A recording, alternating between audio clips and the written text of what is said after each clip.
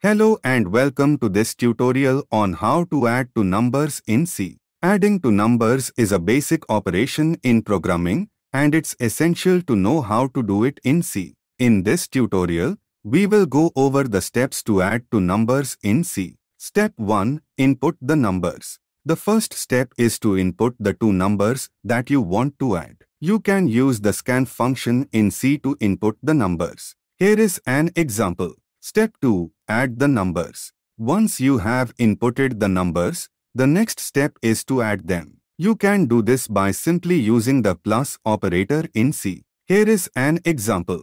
Step 3. Print the result. The final step is to print the result of the addition. You can use the print function in C to print the result. Here is an example.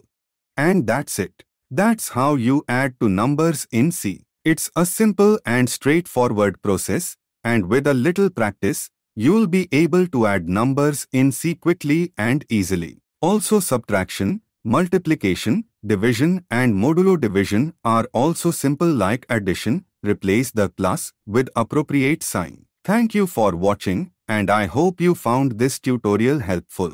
Don't forget to like and subscribe.